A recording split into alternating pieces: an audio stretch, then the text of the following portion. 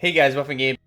A video for part 7 of the Journey of the No-Pats featurette ceremony tomorrow on August 12th with the Exodus short film that's going to be debuting at 11 a.m. Eastern Standard Time on the Battlefield YouTube page. So picking up here with part 7 titled Rerouted. On this particular story, we end up being introduced to more information about the map Renewal, which takes place in the Egyptian desert. So I'm going to read through this and then we'll go through some of the screenshots here because we actually have some new information as well as potentially new specialists or factions which are within this. So we may see more of this tomorrow in the Exodus short film. But starting off here in Rerouted, this is taking place October 10th of 2042 off the coast of Sri Lanka. So if we look at this, off the coast of Sierra Leone. So if we start this off, we'll read through it and take a look at some things here. This whole entire journey of the No-Pats takes place over 13 months from when we started with part 1. So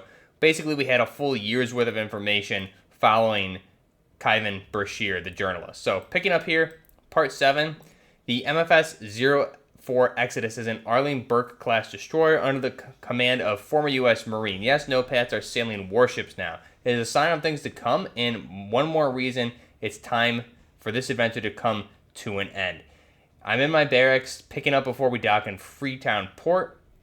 From there, I'll fly to Cairo and start my new life, a position with the Sensco Agrotech Corporation Communications, the same Sensco that used a private army to squash a riot outside its walls of the farm last year, the same Sensco whose pineapples went clank. So that's a reference to part 6, as well as part 5 and 6, as well as the private army there. So private army to squash the riot outside of the Egyptian walls last year. So this is going to be key information here, which may end up being introduced to a new faction that I'm sure we'll see end up in multiplayer in some form or another.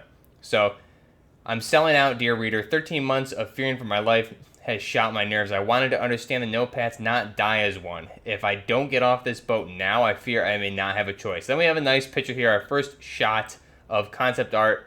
And this is the Sensco Agrotech facility in the Eastern Desert called El Hayat, or the Wall by the locals. So we see basically this tower surrounded by what looks like a pie shape of solar panels, as well as then we see the wall out in the distance, as well as full grassland and agricultural lands, farmlands beyond that. And if anybody saw the movie Sierra, I believe it was called, with Matthew McConaughey, I think it was called Sierra, this basically looks like the exact same concept that we saw introduced in that film. Just a side note there, if anybody saw that, you'll know what I'm talking about. Picking up, while my home country is a dust bowl, Egypt boasts the story of renewal. And in 2038, as the world's traditional bread baskets failed, Sensco Agrotech perfected a two-part system to replace them. The first was a genetically modified crops that thrived in the new environments, which is the most arid climates. The second was a revolutionary desert irrigation project.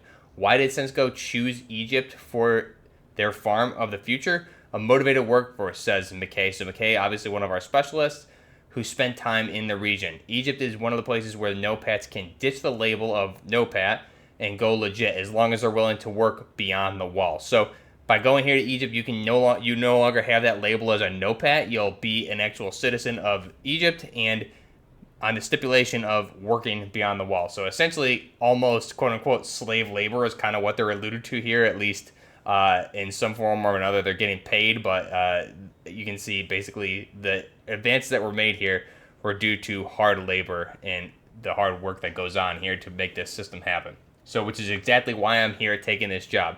No more No-Pats. Then we get another screenshot here. This is a really interesting one. The Sensco Private Army, Forsec, so the army is called Forsec, quells a riot by the starving locals January 15th, 2042. And in this screenshot, we have a pretty interesting shot here of a first soldier here on the left, which he has modernized. He has a Crytek system for his Crytek AVS for his plate carrier, things like that. I believe it's a Cry helmet as well. You can see the contacts. And it looks like he either has the MCX Spear or the DDM-4 Hunter variant, which looks to be, from what we've seen in the gameplay, 6.5 or a 6.8 millimeter conversion to a DMR. But again, it's just concept art, hard to tell, and you can't really see what the other guy has. But again, really nice modernized equipment. So this could be Forsec. This could be another faction that we'll see introduced in some form or another, whether it's through a specialist, a new faction, or just specialist skins being introduced. But this is a really nice looking specialist, or an operator, I'm going to call him again, with the Cry plate carrier, everything like that, modernized equipment, modernized weapon. You have an Alcan Pec 15 on the weapon itself, so looks really good. Could be a new faction. Picking up with the story, as we sail silently towards the African coast, I can't get out of my mind the conversation I had with Angel out of my head. The superpowers are on a collision course. If the no-pats get involved, they could make this a costly, chaotic war. Despite Oz's best efforts, it's clear the no-pats are still a fractured group with varying agendas. If those factions end up at war within a war, it could shatter the world that has already suffered enough. About 6:30 p.m., I finally am able to see Freetown Port. In the distance, only Rao knows of my plans. After 13 months, I feel some regret about leaving, but mostly relief. That is until the ship lurches away from the shore and starts sailing north. Then we have another screenshot here, which is very interesting. I think this is going to lead into some more Hazard Zone information that we'll see tomorrow in the Exodus film. We had the Hazard Zone concept art on that carrier, and now here we have another shot of what looks like that same carrier. We have a little bird out on the deck, and then we have what looks like living quarters kind of set up here within the carrier where the no-pats are kind of living, it looks like. It could be a science lab, really hard to tell. We have a tank in there, as well as some other vehicles and a lot of equipment.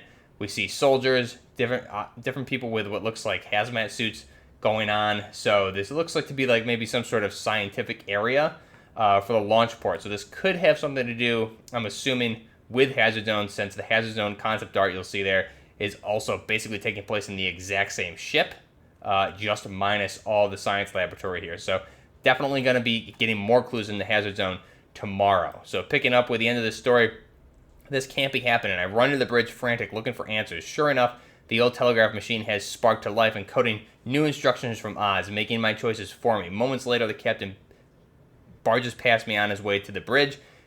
The last thing I hear before he slams the door is a gargled voice on the comms. As Freetown Port grows smaller in the distance, that gargled voice is saying, "We have one shot at a new future, and we're going to take it." And then that, on the interactive map on the Battlefield website, takes us to what is Part 8, which is the Exodus short film. So that'll premiere tomorrow on August 12th at 8 a.m. PDT, which is Pacific Time, or 11 a.m. Eastern Standard Time, or 5 p.m.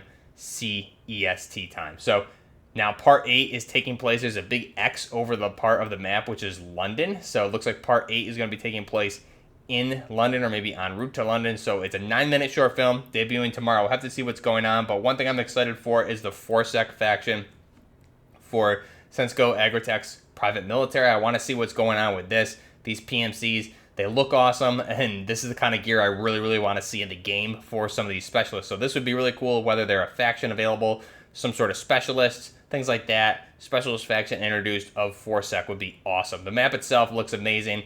I'm really excited to see the scale of this map, how big it is, all of that. Let me know down below what you guys think. I will be covering the Exodus short film tomorrow after it releases in the video. We'll go through all that, as well as how it ties on with the journey of the no-pats and what we can expect for hints for Hazard Zone. Let me know what you guys think down below. What are you excited for? What do you think of the Forsec faction? Till next time, Buffner Gaming, out.